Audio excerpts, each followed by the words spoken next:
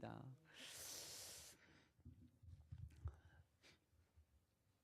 한 주간을 지내면서 그런 생각을 해보았습니다. 우리의 주변에는 늘 하나님의 크신 은혜로 가득 차 있구나 하는 생각을 하게 되었습니다. 잘 우리가 생각해 보지 않으면 느낄 수 없는 일들이지만 우리를 둘러싼 자연, 공기, 여러분 공기 마실 때 어떠세요? 돈 내고 마시세요? 또 맑은 물이 있고 풍성한 식거리, 자연들을 보면서 우리는 하나님께서 주신 이러한 은혜들에 대해서 너무나도 당연하게 여기고 있구나 하는 생각을 해보았습니다. 그 은혜가 무엇인지 잘 느끼지 못해서 그렇지, 하나님의 은혜는 그 은혜가 얼마나 큰지 받아들이고 느끼는 자에게는 너무나도 커서 그 마음에 기쁨을 주고 감사를 주는 것 같습니다. 그렇게 하나님께서는 우리를 사랑하시려고 우리를 이 땅에 보내주셨습니다. 우리 옆에 분들과 다시 한번 인사하실 때 당신은 사랑받기 위해 태어난 사람입니다. 한번 인사했으면 좋겠습니다. 예, 부부간에 많이 해주시면 좋습니다. 하시라 그러면은 옆에 계신 남편과 아내는 안 보시고 딴 데를 쳐다보시는데 먼저 아내와 남편에게 먼저 해주셔야죠.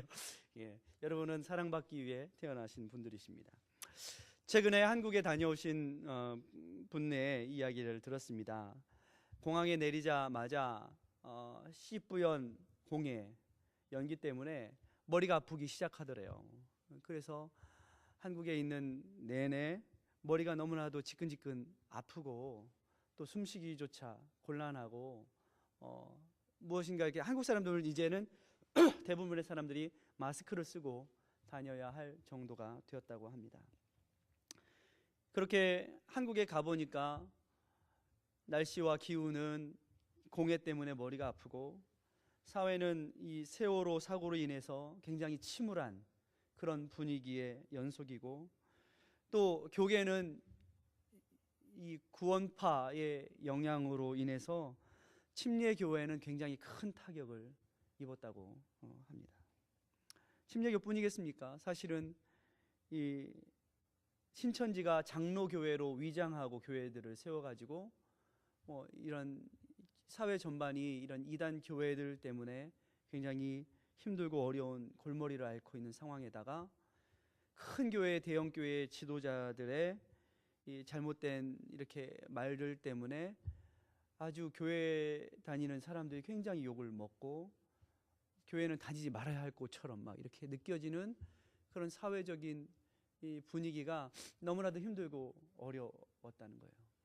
그러면서도 또 이분이 가서 교회에 몇몇 교회를 출석하면서 느낀 것은, 그럼에도 불구하고 여전히 하나님께서 신실하게 세워 가시는 그곳에서 빛과 소금의 역할을 감당하고 있는 교회들이 있더라는 거예요. 이것이 소망이구나 하는 생각을 했다는 것이에요. 그러는 과정에 사회는 육사 지방 육사 선거를 맞이하는 모습이, 딴 데 같으면 막 굉장히 막 확성기에다가 막 나를 뽑아달라고 소리를 지르는데 분위기가 큰 소리를 내면 안 되는 그런 분위기라는 거예요. 조용하대요. 무슨 선거를 하는데도 다 조용하다는 거예요. 그러면서 사회에 굉장히 많은 일들이 일어나고 있습니다. 미국에서 어렸을 때부터 자랐던 아이가, 우리 아버지가 보지도 못했던 우리 아버지가 교육감 후보로 나온다고 인터넷에다가 우리 아버지는 절대로 되면 안 됩니다, 이렇게 써가지고 사회적인 큰 파장, 굉장히 유명한 사람 아닙니까? 대단한 사람 아닙니까? 그러면서 나라는 또 사람의 부재, 리더의 부재에 시달리고 있습니다. 총리로 지명받은 사람이 며칠 만에 나 못하겠다 이렇게 하는, 일꾼이 필요한데 일꾼이 없는 거예요. 결국에는 사람입니다. 사람이 하나님의 희망이구나, 사람이 이 사회의 희망이구나 하는 생각을 해봅니다. 이 사회가 아무리 경제적으로 물질적으로 높은 빌딩들을 세워가며 발전했을지 모르지만 그 안에 있는 사람의 수준이, 사람들의 마음의 수준이 그것을 따라가지 못하면 여전히 사회는 후진국의 병에 시달릴 수밖에 없구나 하는 생각들을 해봅니다. 그러면서 저는 오늘 사도 바울이 에베소 교회에 있던 머물러 있던 디모데에게 편지를 쓰면서 내가 너를 마게도냐에서 너를 에베소에 머물라 한 것은 내가 너를 경계하여서 하나님의 신실한 일꾼 되어서 교회를 잘 섬기게 하기 위함이다 라고 하고 쓰고 있는 이 디모데 전서의 말씀이 생각이 났습니다. 이 디모데 전서는 바울이 1차 투옥과 2차 투옥 그 사이에 잠시 1차 투옥 후에 풀려난 그 사이에 마게도냐에서 복음으로 나온 디모데에게 쓰고 있는 편지입니다. 디모데도 목회를 하면서 사람의 부재, 일꾼의 부재에 시달렸던 것 같습니다. 그러면서도 그 디모데가 목회하고 있던 그 에베소 교회 안에는 거짓의 교사들이 오늘날의 구원파, 신천지 이런 이 거짓의 교사들이 사람들을 꿰고 유혹하는 것처럼 이런 일들이 그 교회 안에 아주 큰 도전으로 다가오고 있었던 것입니다. 그래서 제가 오늘 보니까 12절 말씀부터 읽었지만 5절의 말씀은 이렇게 말하고 있습니다. 경계의 목적은 청결한 마음과 선한 양심과 거짓 없는 믿음으로 나는 사랑이거늘, 이렇게 말하면서 7절에는 율법의 선생이 되려 하나 자기의 말하는 것이나 자기의 확정하는 것도 깨닫지 못하는도다. 많은 사람들이 하나님의 말씀 율법에 대하여서 많이 안다고 하지만, 그리고 이렇게 말했습니다. 율법을 많이 안다는 사람들은 율법을 다 지키고 그것에 정통하고 다 지킨 자만 일꾼 될 수 있다, 직분자가 될 수 있다. 여러분 대단하지 않습니까? 그럴 수만 있으면 좋겠습니다. 그럴 수만 있으면 좋겠어요. 율법을 다 지킬 수만 있었으면 좋겠습니다. 그리고 그것을 다 지킨 사람만이 일꾼이 된다면 참 세상은 어때요? 좋은 세상이 되겠죠. 그런데 사람을 너무 모르는 얘기예요. 사람의 죄성을 모르는 것이에요. 그런 자들 중에 율법사들이 있었고 바리새인들이 있었고 열심의 당원들이 있었습니다. 당시 제사장들이 이러한 논리로 예수 믿는 자들을 핍박했습니다. 왜일까요? 예수 믿는 자들은 은혜로 구원받는다는 거예요. 그러나 사도 바울은 이렇게 말합니다. 율법을 하나라도 어긴 사람은 모든 율법을 어긴 자와 같이 똑같은 죄인일 뿐이다 라고 말을 하면서, 이렇게 변증하면서 주님께서는 나 같은 죄인도 주님의 일꾼을 삼으셨다라고 말을 합니다. 그리고 자신이 어떠한 마음으로 주님 앞에서 일꾼으로 살아가고 있는지 그는 말합니다. 한 주간 말씀을 준비하면서 저는 이 바울의 자기 고백과 그의 일꾼된 자세가 어떠한가 생각하며 저에게는 많은 도전과 찔림이 되었습니다. 이 말씀은 누구에게 이렇게 말씀 성도님들에게 제가 주일날이 되었으니까 설교를 해야 되지만 사실은 설교하기 이전에 저에게 하는 설교이기도 합니다. 하나님 앞에 어떤 일꾼이 되고 어떤 목회자가 되어야 될까 하는 생각들을 많이 해봅니다. 로마서 3장 23절에는 모든 사람이 죄를 범하였으며 하나님의 영광에 이르지 못하더니 이렇게 말합니다. 율법은 우리가 율법 앞에 완전한 인간이 없다는 것을 확증하는 그런 잣대 역할을 합니다. 몽학성생의 역할을 합니다. 율법은 누구 때문에 있는 것이냐? 성경은 말합니다. 바로 하나님의 법과 뜻인 예수 그리스도의 은혜만이 살 길이라는 것을 모르는 자들이 율법을 통하여서 율법을 지키고 그것을 완성해 보려고 자기의 의로 완성해 보려고 하다가 결국에는 어떻게 합니까? 내 힘으로는 할 수 없구나라는 것을 깨닫게 하려고 율법의 잣대를 주신다는 거예요. 예수님의 은혜가 아니면 모두가 어떤 존재입니까? 다 죄인 될 수밖에 없는. 물론 사람들은요 그렇지 않아요. 겉으로 보기에는 대단해 보입니다. 그렇지 않습니까? 예? 교육감 후보로 나선 사람이 사법고시 수석 합격, 행정고시 수석 합격, 옛날에는 지금 없어졌지만 외모고시 차석 합격, 3개의 고시를 이렇게 합격을 하면서 공부 막 1등 한 사람. 야, 이런 사람이 우리나라의 지도자가 되어야 돼. 사람들은 다 그렇게 하지만 실제로는 어때요? 그 내면 속에는 피하고 싶은 죄성이 있는 거예요.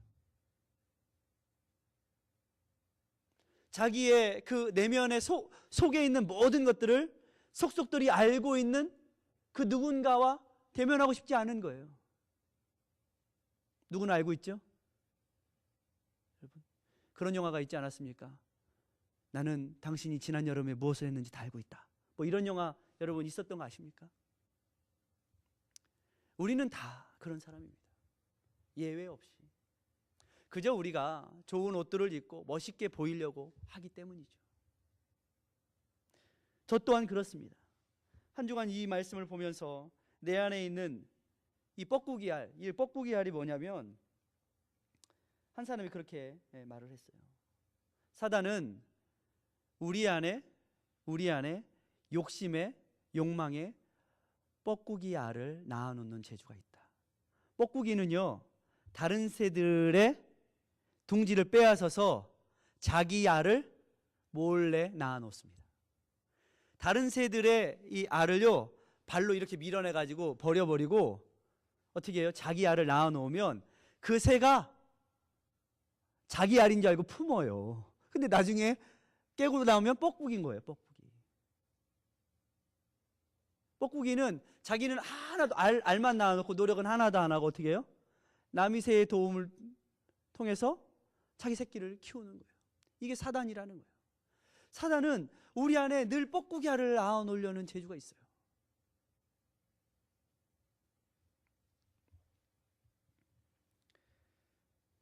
로마서 3장 4절에는 그럴 수 없느니라 사람은 다 거짓되되 오직 하나님은 참되시다 할지니라. 이렇게 성경은 말하고 있어요. 여러분, 디모데전서 우리의 말씀을 보면 오늘 1장 9절 10절 말씀을 보면 이렇게 말하고 있어요. 법은 옳은 사람을 위하여 세운 것이 아니요 오직 불법한 자와 복종치 아니하는 자며 경건치 아니한 자와 죄인이며 거룩하지 아니한 자와 망령된 자며 아비를 치는 자와 어미를 치는 자며 살인하며 음행하는 자며 남색하는 자며 사람을 탈취하는 자며 거짓말하는 자며 거짓 맹세하는 자와 기타 바른 교훈을 거스리는 자를 위함이니. 여러분, 이뿐만이 아닙니다. 디모데후서 3장의 말씀은요 우리를 피해갈 수 없게 만들어요. 말세에 고통하는 때가 이르리니 사람들은 자기를 사랑하며 돈을 사랑하며 자긍하며 교만하며 회방하며 분모를 거역하며 감사치 아니하며 거룩하지 아니하며 무정하고 원통함을 풀지 아니하며 참소하고 절제하지 못하며 사나우며 선한 것을 좋아하지 아니하고 배반하여 팔고 조급하며 자고하고 쾌락을 사랑하기를 하나님 사랑하는 것을 보다 더하고 경건의 모양은 있으나 경건의 능력을 부인하는 자니. 여러분, 이런 말씀에 어느 누구도 자유할 자가 있겠습니까? 피해갈 자가 있겠습니까?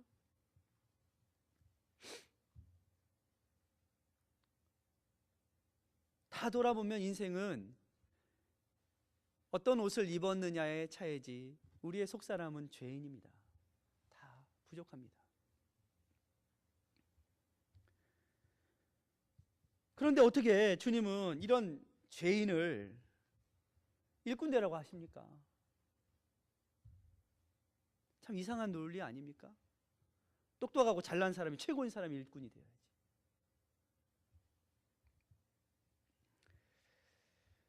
그런데 하나님의 일꾼은 그 마음의 자세가 다르다는 것입니다. 그래서 저는 오늘 이 말씀을 준비한 것입니다. 하나님의 긍휼이 아니면 살 수 없는 우리, 사망 선고가 내려진 우리, 죄인된 우리를 하나님은 일꾼으로 부르십니다.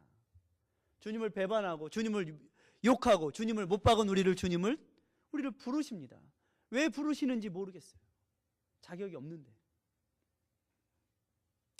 그래서 성경은 무엇을 말하는가? 저는 세 가지로 말하기를 원합니다. 첫 번째는 오늘 성경이 이렇게 말하고 있어요. 은혜를 아는 일꾼이 되어야 된다는 거예요. 은혜를 아는 일꾼. 나를 능하게 하신 분이 12절 뭐라고 말하고 있어요? 나를 능하게 하신 그리스도 예수 우리 주께 내가 감사함은. 나를 능하게 한 게 누구예요? 예수 그리스도라는 거예요. 내가 나를 능하게 할 수 있습니까? 없습니다. 세상의 법칙은요, 늘 내가 나를 능하게 하려고 합니다. 내가 나를 능하게 하는 것처럼 보이려고 합니다. 그런데요, 금방 탄로가 나요. 겉으로는 많은 사회적인 스펙을 쌓고 사회적인 명성을 얻고 어느 시험에도 합격하고 어느 시험에도 합격하고, 근데 뭐가 빵꾸가 나요? 자식과의 관계 속에서. 그것까지는 사람들이 모를 줄 알았는데, 그것까지는 내가 신경을 안 써도 될 줄 알았는데,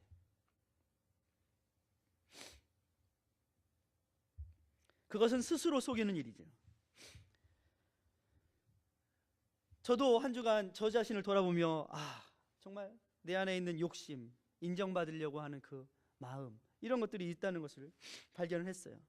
그러면서 날마다 싸워야 되는구나. 소설가 프랑스와 모자이크라는 사람이 이렇게 말을 했어요.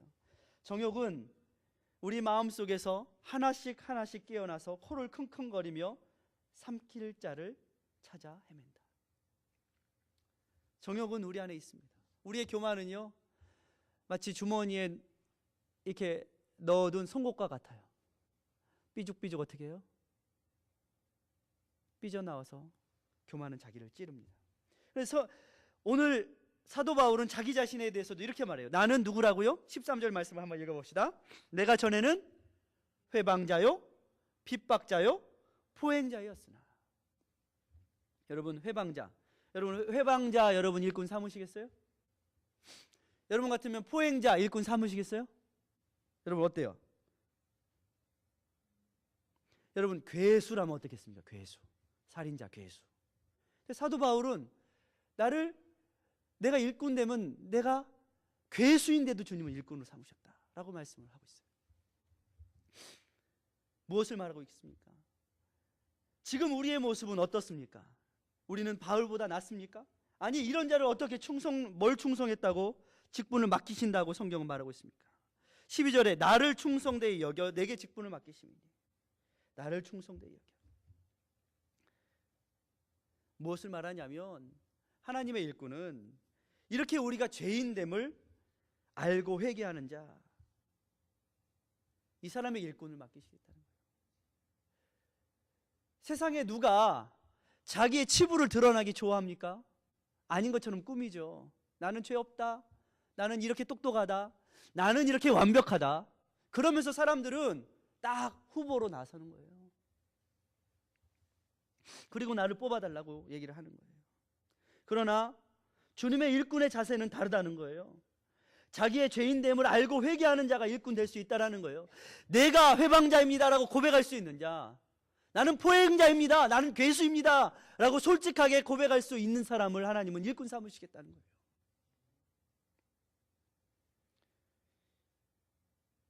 여러분, 구원파 교리가 뭔지 아십니까? 구원파 교리는 칭의에 한번 구원받았으면 나머지 인생 아무렇게나 살아도 된다라는 것이 구원파 교리입니다. 맞습니까? 틀린 거죠. 우리는 한번 회개하고 구원 얻지만 그 이후에도 회개해야 돼요, 안 해야 돼요? 이거는요, 성화에 이르는 회개라고 합니다. 이것을 성화에 이르는 회개. 주님을 닮아가려고 노력하지만, 우리가 주님을 닮아가지만 우리는 여전히 부족하기 때문에, 우리는 또 넘어지기 때문에 날마다 어떻게 해야 돼요? 주님 앞에 고개를 숙여야 된다는 거예요. 십자가 앞에 자기의 죄를 내려놓아야 된다는 거예요. 구원파가 왜 이단이냐면 이 하나님의 말씀을 무시했기 때문이에요. 그리고 한번 구원받았으니 나 멋대로 살아도 돼, 맘대로 살아도 돼. 이것이 그들의 삶을, 또 그 교리를 따르는 사람들의 삶을 망칩니다. 혹시 여러분 예수님께서 이것 말고 바울을 불러 사명을 맡기신 이유가 따로 있을까요? 바울은 이렇게 로마서 1장에 말해요. 나도 이스라엘이요, 나도 아브라함의 씨에서 난 자요, 나도 베냐민 지파라. 나도 이래. 나도 이런 자격 있어. 나도 아브라함의 씨야. 나도 베냐민 지파야. 고린도후서 11장 22절에도 저희가 히브리인이냐? 나도 그러하며, 저희가 이스라엘인이냐? 나도 그러하며, 저희가 아브라함의 씨냐? 나도 그러하며, 저희가 그리스도의 일꾼이냐? 정신없는 말을 하거니와 나도 더욱 그러하거니와. 그렇게 따지자면 나도 그렇다. 그런데 바울이 말하고자 하는 게 무엇이에요? 빌립보서에는요 더 이렇게 말하고 있어요. 그러나 나도 육체를 신뢰할 만하니 만일 누구든지 다른 이가 육체를 신뢰할 것이 있는 줄로 생각하면 나는 더욱 그러하니 내가 8일 만에 할 예를 받고 이스라엘의 족속이요 베냐민 지파요 히브리인 중에 히브리인이요 율법으로는 바리새인이요 열심으로는 교회를 핍박하고 율법의 의로는 흠이 없는 자로다. 여러분 바울보다 더 자랑할 게 있을까요? 그런데 그는 이렇게 말해요. 내가 부득불 자랑할진데, 내가 그러나 정말 부득불 자랑해야 할 것이 있다면 나는 그것을 자랑하지 않고 나의 약한 것을 자랑하겠노라. 약한 것이 뭐예요? 내가 괴수라는 거예요. 나의 이 괴수된 약함, 나의 이 회방자된 약함.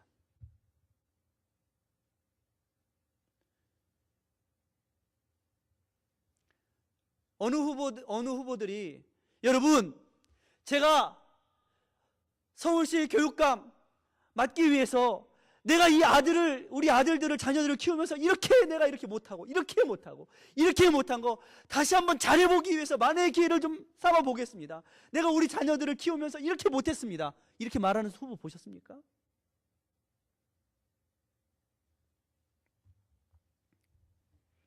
여러분 사도 바울이 사도된 근거가 이러한 열심과 완벽 때문입니까? 아닙니다. 내가 정말 할례받은 택한 백성이다라고 말하고 있는 것이 아닙니다. 사도 바울은 3장 2절에서 개들을 삼가하고 행악자들을 삼가하고 손 할례당을 삼가하라. 하나님의 성령으로 봉사하며 그리스도 예수로 자랑하고 육체를 신뢰하지 아니하는 자가 진짜 하나님께서 택하신 축복의 할례받은 자이다라고 성경은 말하고 있습니다. 바울은 로마서 5장 21절에 죄가 더한 곳에 은혜가 더욱 넘쳤나니, 그것은 은혜가 더 많게 하려고 더 죄를 짓겠다는 마음일까요? 죄가 더한 곳에 은혜가 많으니까. 그럼 은혜가 더 많게 하려면 죄를 날마다 져야 되겠네요. 그런 뜻입니까? 로마서 6장 1절에서는 사도 바울은 단호하게 아니라 라고 말하고 있어요. 아니라. 그것이 아니라는 거예요.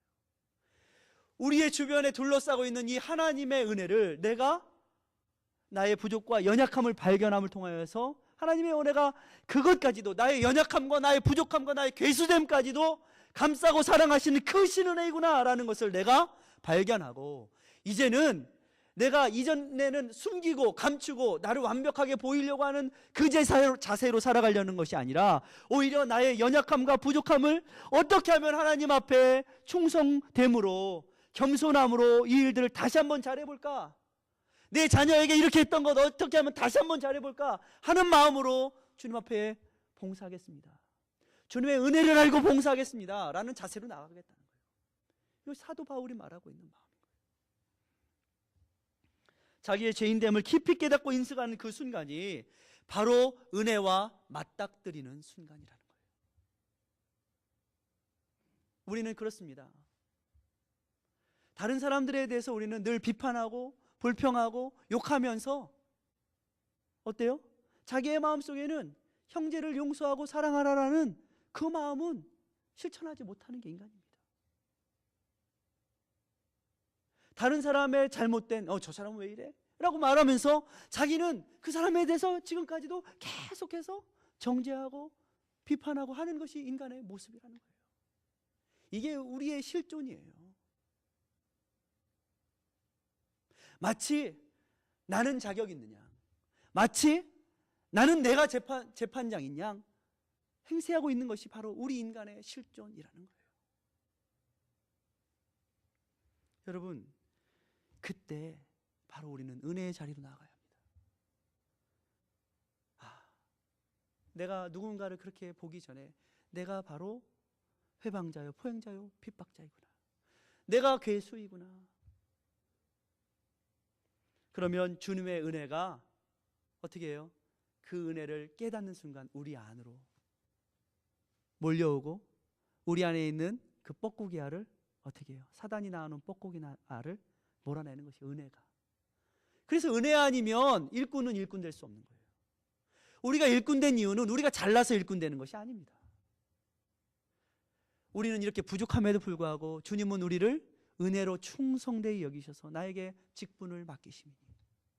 여러분, 세상의 직분은요 하는 직분이지만 주님께서 맡기신 직분은 고개를 들지 못하고 주님 말씀하옵소서 하는 겸손의 직분일 수밖에 없는 거예요.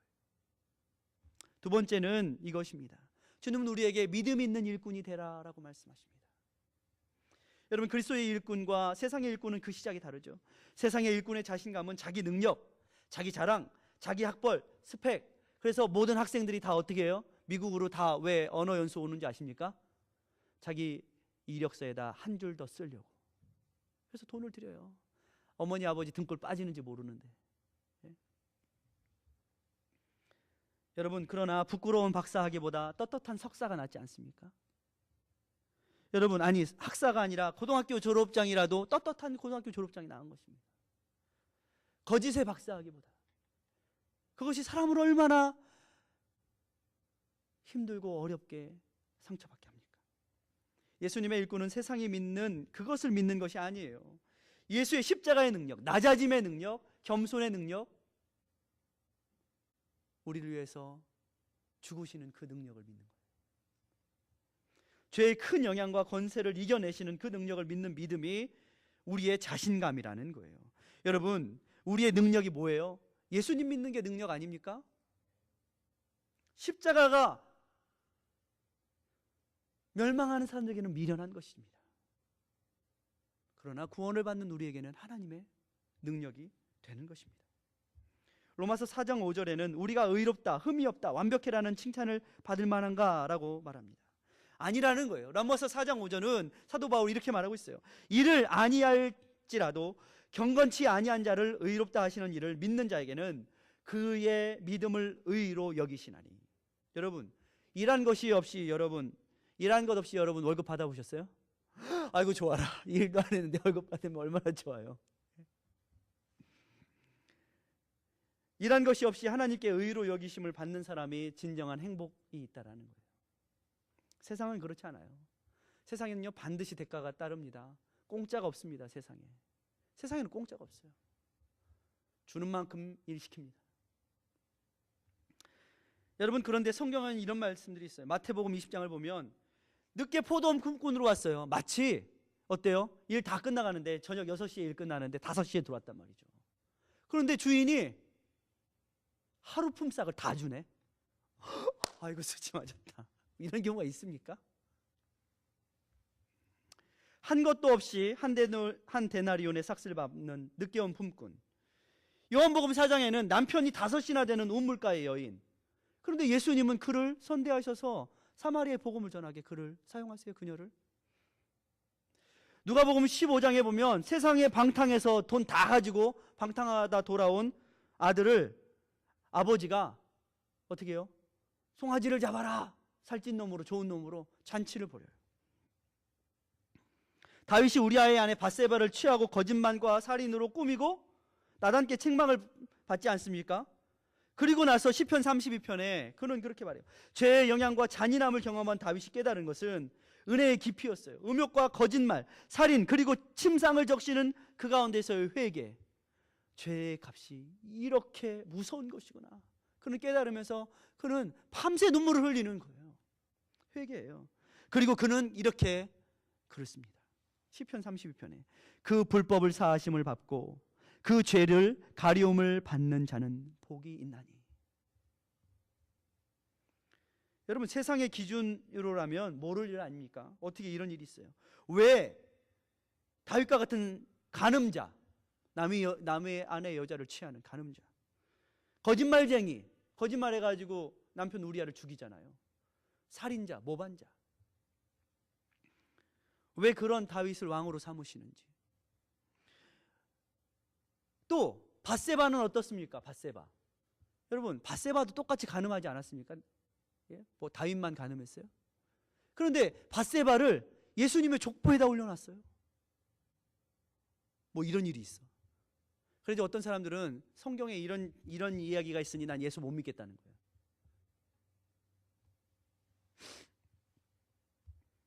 저들이 뭘 한 게 있어요?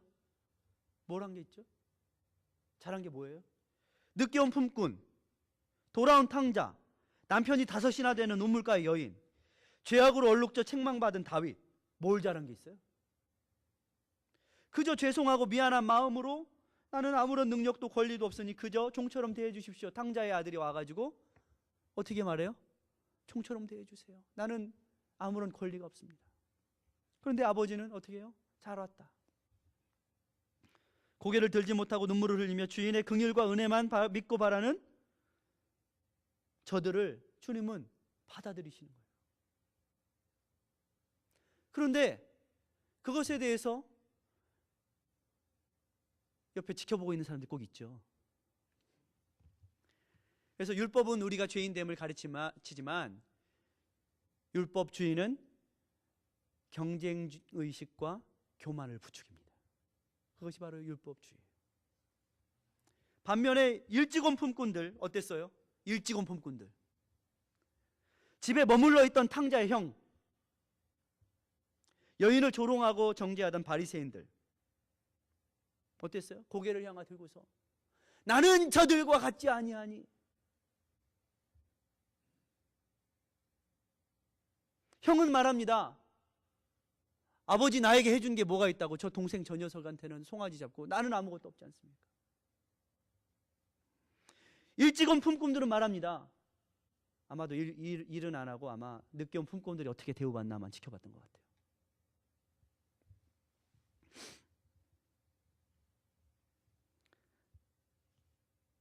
그들의 마음속에는 아버지 하나님 이 정도면 저들보다는 낫지 않습니까? 나는 이 정도면 저들보다는 낫지 않은데 왜 나한테는 이렇게 대우해 주십니까? 여러분, 틀린 말이 아니지 않습니까? 맞잖아요. 하나님의 은혜를 배제하자면 맞는 말이에요. 하나님의 은혜가 무엇인지 알지 못하는 사람에게는 맞는 말이에요. 그러나 정말 하나님의 은혜를 아는 사람이라면 그 전에 하나님께서 나에게 베푸신 은혜를 먼저 생각할 것이라는 거예요. 하나님의 은혜는요, 본성상 불공평해 보입니다. 이 세상의 기준으로 따지자면 그들의 마음속에는 분함이 가득해요. 맞다, 많이 죄진 사람을 많이 사랑하신다는 게 이게 무슨 말이에요? 말이 돼요? 그럼 바울처럼 은혜가 많게 하려고 죄를 더 많이 지을까? 이런 뜻입니까? 아니에요. 저는 성경을 왜곡하려고 하는 것이 아니에요.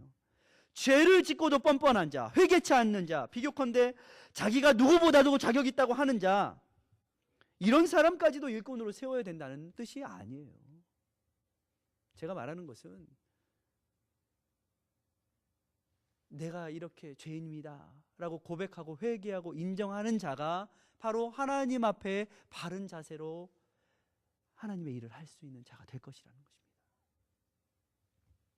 죄를 인정하는 자, 자신의 죄악을 진정으로 회개하는 자에게 긍휼이 임한다는 거예요. 은혜는 어디에나 있습니다. 은혜는 우리 주변에 항상 우리 가운데 있어요. 은혜는 우리의 가슴속으로 늘 들어오기를 원해요. 그런데 사람들의 마음속에는 율법과 교만으로 어떻게 해요? 바리케이트를 쳐요. 못 들어오게, 은혜가 못 들어오게. 그러면서 그 바리케이트는 뭐예요? 내가 쌓은 스펙, 내가 쌓은, 그래서 사람들은 어때요? 자기의 잘남과 자기의 미모를 가꿉니다. 그래서 많은 사람들이 루키즘, 외모 지상주의, 외모 주상주의, 그래가지고 그런 중독에 걸리는 거예요. 성형 중독. 계속 이뻐지고자 하는. 이쁜 거 좋죠. 하나님의 계산법을 받아들이지 않는 자는요, 은혜와 상관없는 계산법으로 이 세상을 살아갑니다. 은혜의 계산법이 아닌 자기의 계산법, 세상의 계산법으로 살아가는 거예요. 여러분, 우리의 기준이 무엇입니까? 사람들은 물었습니다. 부자 청년과 같이. 이 부자 청년의 물음이 사실은 우리의 물음이에요. 니고데모의 물음이 우리의 물음이에요. 삭개오의 질문이 우리의 질문이에요. 그것이 우리의 모습이에요. 부자 청년과 같이 어떤 일을 해야 천국 갈 수 있습니까? 부자 청년이 뭐라고 해요? 예수님께서 하나님을 사랑하라, 이웃을 사랑하라 다 했는데요. 율법에 나오는 거 제가 다 했는데요. 어렸을 때부터 다 지켰는데요. 더 부족한 것이 있습니까? 많은 경우 우리는 그만큼만 하고 더 부족한 것이 있습니까? 라고 주님께 따집니다. 남들과 비교해서 나는 이래봬도 이것도 하고 저것도 했습니다.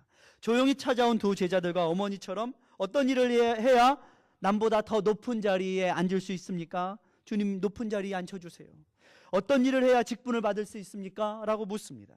그리고 그것을 얻기 위해 하나님의 말씀과 뜻에 주목하기보다는 세상의 기준으로 돌아가서 어떻게 해요? 화장하고 변장하고 그 다음에는 어떻게 해요? 그 다음에는 어디로 가죠? 성형외과로 가는 거죠. 여러분, 스펙도 좋고 예쁜 것도 좋습니다. 착한 일을도 해야 됩니다. 그러나 믿음은 자기의 생각과 의지를 내려놓는 극단의 처방이 바로 믿음입니다. 믿음은 무엇입니까? 나를 믿는 믿음이 아닌 예수 그리스도의 십자가를 믿는 것이 진짜 믿음이라는 것이에요. 예수님은 뭐라고 말씀하세요? 5천 명을 떡으로 먹이신 예수님께 사람들이 와서 물어보았어요. 저희가 요한복음 6장 28절에는 저희가 묻되 우리가 어떻게 하여야 하나님의 일을 하오리까? 사람들이 물어봤어요. 왜 물어봤을까요? 떡을 먹고 배부르니까 야, 이분 따라가면 뭔가 좋은 것 얻겠다 하고서 어떻게 했어요? 예수님께 어떻게 해야 하나님의 일을 할 수 있습니까? 나에게 이 일 좀 맡겨주세요. 나 예수님이 5천 명 먹인다면 그거 심부름이라도 할래요. 광주리라도 들을래요. 왜? 아, 저 사람 예수님의 제자야. 저렇게 위대하신 분 옆에서 참모로 일하고 있어. 대우받지 않겠습니까? 그런데 예수님은 뜻밖의 대답을 하십니다. 예수께서 대답하여 가라사대 하나님의 보내신 자를 믿는 것이 하나님의 일이니라. 하나님의 보내신 자를 믿는 것이 하나님의 일이니라. 사람들은요, 뭐예요? 예수님을 믿기보다 예수님의 방법, 세상의 방법이 아닌 예수님의 방법, 낮아짐의 방법, 십자가의 방법을 믿기보다 뭐예요? 떡 먹고 배부른 까닭에 예수님을 쫓습니다. 12절을 보면 교회도 여러분 그렇게 해야 할 일이 많지 않습니까? 일꾼이 필요해요. 그래서 일꾼이 되라. 여러분 일꾼 되십시오. 성경의 출애굽기에도 지난 수요일날 말씀드렸지만 하나님께서는 주님 앞에 충성된 마음으로 자원하는 자들은 모두 다 일꾼을 삼으라. 출애굽기 36장이 말씀하고 있어요. 그러나 예수님을 믿는 믿음 없는 일꾼, 이 땅의 떡 썩어질 양식을 구하는 일꾼은 내려놓아야 합니다. 12절을 보십시오. 바울은 내가 감사함은 이런 나를 충성되이 여겨 내게 직분을 맡기심이니 그는 죄인인데 개수인데 주님께서는 그를 충성되이 여기셨다고 그랬어요. 왜 그를 충성되이 여기셨다라는 거예요? 그가 자기의 연약함을 인정했기 때문입니다. 죄인됨을 인정했기 때문에, 괴수됨을 인정했기 때문에. 내가 이런 일을 할 수 있는 능력은 내가 아니라 주님께 나옵니다. 주님이 능력이십니다라고 믿었다라는 거예요. 그 믿음 때문에 그는 일꾼 될 수 있었던 거예요. 믿음이 없으면 소용없어요. 나를 믿는 믿음 말고 예수님 믿는 믿음이 있어야 된다는 거예요. 주님의 은혜를 깊이 깨닫고 계속해서 의지하는 자가 주님 앞에 늘 종된 자세로 겸손히 섬길 수 있습니다. 그렇지 않으면 구원파처럼 어떻게 해요? 구원받은 그날부터 구원은 받아놨으니까 여기다 받아놨다. 그 다음부터는 마음대로 살아야지. 내 마음대로 살아요. 그게 구원파 교리라는 거예요. 이 시대가 그런 값싼 복음을 믿고 있어요. 자라가고 예수님 닮아가는 것을 포기해요. 로마서 3장 21절에 이제는 율법에 하나님의 의가 한 의가 나타났느니 율법과 선지자들에게 증거를 받은 것이라 곧 예수 그리스도를 믿는 믿음으로 말미암아 모든 믿는 자에게 미치는 하나님의 의인이 차별이 없느니라. 모든 사람이 죄를 범하였음에 하나님의 영광에 이르지 못하더니 그래서 예수 안에 있는 구속으로 말미암아 하나님의 은혜로 값없이 의롭다 하심을 얻은 자 되었느니라. 이 예수를 하나님이 그의 피로 인하여 믿음으로 말미암는 화목 제물로 세우셨으니 이는 하나님께서 길이 참으시는 중에 전에 지은 죄를 간과하심으로 자기의 의로우심을 나타내려 하심이니 곧 이때에 자기의 의로우심을 나타내사 자기도 의로우시며 또한 예수 믿는 자를 의롭게 하려 하심입니다. 예수 믿는 자를 의롭게 하려 하십니다. 마지막 세 번째는 이것입니다. 충성된 일꾼이 되라는 거예요. 무슨 뜻이냐면 과거의 죄를 이제 하나님이 간과하셔서 나를 일꾼 삼으셨으니 이제 내 맘대로 해라? 아니라는 거예요. 우리는 무엇이 있어야 돼요? 충성이 있어야 돼요. 한 방향으로의 오랜 순종이 있어야 되는 거예요. 제자는 한 방향으로의 오랜 순종이 있을 때 제자 되는 것이에요. 날마다 주님을 의지해야 되는 것이에요. 그러면 어떻게 해요? 평생을 죄와 싸워야 되는 거예요. 평생을. 여러분, 구원받았다고 죄가 막 도망가고 우리하고 친구 아닙니까? 죄는요, 사단은요, 항상 우리 옆에 있습니다. 가장 가까운 곳에 있어요. 그것과 피 흘리기까지 싸워라, 성경은 말하고 있는 거예요. 피 흘리기까지. 여러분, 피 흘리기까지 싸워보셨어요? 아니죠. 다른 데는 우리가 피 흘리기까지 싸우면서 우리는 죄와 피 흘리기까지 싸우진 않아요. 바울이 뭘 충성했습니까? 뭘 충성했죠? 죽이는데 충성했잖아요. 예수 믿는 사람들 죽이는데 충성했었잖아요. 주님은 지금까지의 바울의 모습을 보고 바울을 세우시는 것이 아니라 바울이 앞으로 되어갈 그 미래의 모습을 보고 오래 참으신 것입니다. 긍휼히 여기신 것이에요. 그리고 세컨 찬스를 주시는 거예요. 사람이 정말 사람을 사랑하는 것은요, 그 사람이 앞으로 되어질 모습으로 사람을 대하는 것이라고요. 지금은 너무 부족해요. 준비도 안 된 것 같고 자격도 없는 것 같아요. 한 것이라고는 회방자, 포행자, 핍박자예요. 괴수의 일.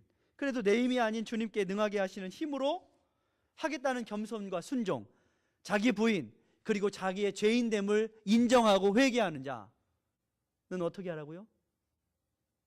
하나님 일꾼 삼으시겠다는 거예요. 주님이 불러주시기만 하면 늦게라도 포도원으로 가라 하신다면 정말 제가 충성해 보겠습니다. 한눈 팔지 않을게요. 누가 더 간절했을까요? 일찍 들어간 사람이 간절했을까요? 아니면 늦게 들어간 사람이 간절했을까요? 일이 간절한 사람이 누구였을까요? 늦게 마지막 시간에 들어간 사람이 아마 간절한 마음이 있었을 것입니다. 일찍 들어간 사람들은 오히려 평안하지 않았을까요? 야, 오늘 일당은 벌었다. 마치 구원 따놓은 것처럼. 야, 구원은 따놨다. 오늘 한 데나리온 따놨다. 마음 편하게 대충 하면서 또 힐끗힐끗 누구도 봐요. 늦게 온 사람들 뭘 하나? 저것도 똑바로 일 안 해? 늦게 와가지고 이런 마음이 있지 않았겠습니까? 그러면서 또 어떻게 했어요? 그들의 마음은 또 따졌어요. 여러분, 바울은 16절에서 예수님이 먼저 나에게 1절 오래 참으셨다라고 분명히 고백하고 있어요. 1절 오래 참으셨다. 그런 것 같아요. 자녀들을 키우다 보면 아버지의 인내에 한계가 이를 때가 있지 않습니까? 어머니의 인내가 한계에 이를 때가 있지 않습니까? 그런데 우리 주님은요, 인내에 한계가 있지 않으세요. 1절 오래 참으세요. 은혜를 알면 18절의 말씀처럼 충성하고 선한 싸움을 싸우게 된다는 거예요. 18절 말씀에 아들 디모데야, 내가 내게 이 경계로서 명하노니 전에 너를 지도한 예언을 따라 그것으로 선한 싸움을 싸우며. 여러분, 그런데요, 믿음을 버리면, 그 주님을 믿는 믿음, 그리고 자기의 그 겸손, 주님의 은혜를 생각하는 은혜를 버리면 어떻게 해요? 양심이 둔하여지고 후메네오와 알렉산더처럼 되는 거예요. 믿음과 착한 양심을 가지라. 어떤 이들이 이 양심을 버렸고 그 믿음에서 어떻게 했다고요? 관하에서는 파선하였나니. 파선했다고 그랬어요. 그들 중에 후메네오와 알렉산더가 있느니라. 처음에 저들도 예수님 따라가겠다고 잘 시작했을 거예요. 그런데 어디로 빠졌어요?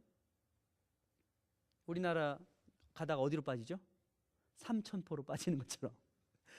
이게 길 하나 차이라는 거예요. 삼천포로 왜 빠지냐면 이 가다가 길 하나 차이로 빠지는 거예요. 여러분, 이단이 무슨 이단이요? 끝단자를 써서 끝이 다르다라는 거예요. 삼천포로 빠지면 구원파가 되는 거예요.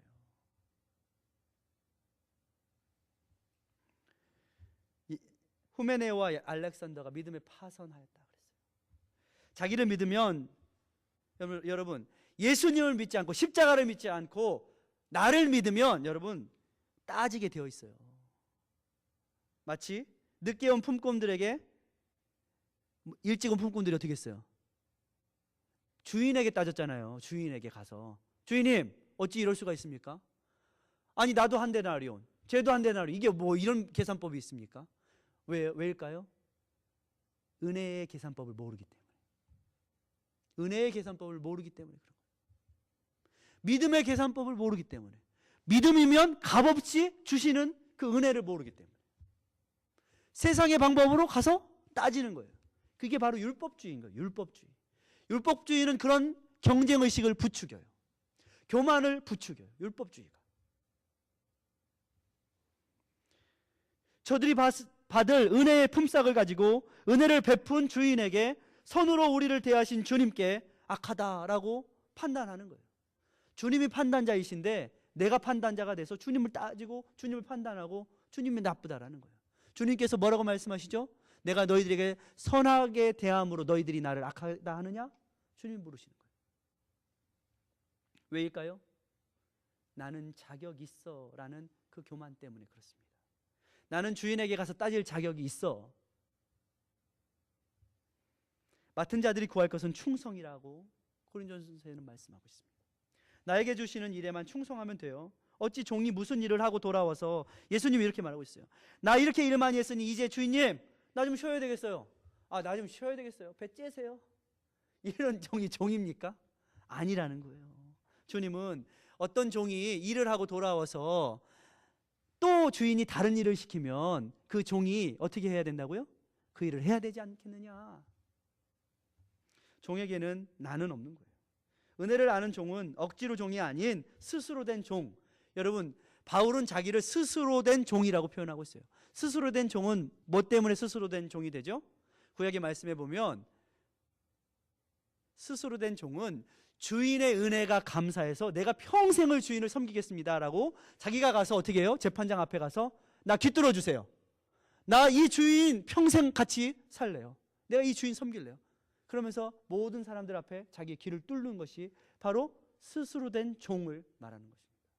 바울은 내가 예수님의 은혜에 감사해서 스스로 종 되겠습니다. 누가 시켜서면요 어때요? 힘든 종이지만 스스로 되겠습니다. 내가 자원하는 마음으로 되겠습니다. 여러분, 일꾼은 자원하는 자가 되어야 되는 거예요. 그렇게 하나님의 은혜가, 그 믿음이 풍성한 마음으로 자원하는 자가 되는 거예요.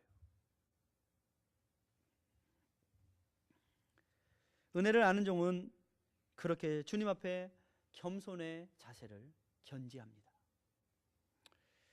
구원파는 한 번 구원받았으면 더 이상 회개할 것이 필요 없다라고 말해요. 아무렇게나 살아도 된다고 말해요. 영혼은 구원받았으니 육체는 아무렇게나 살아도 된다.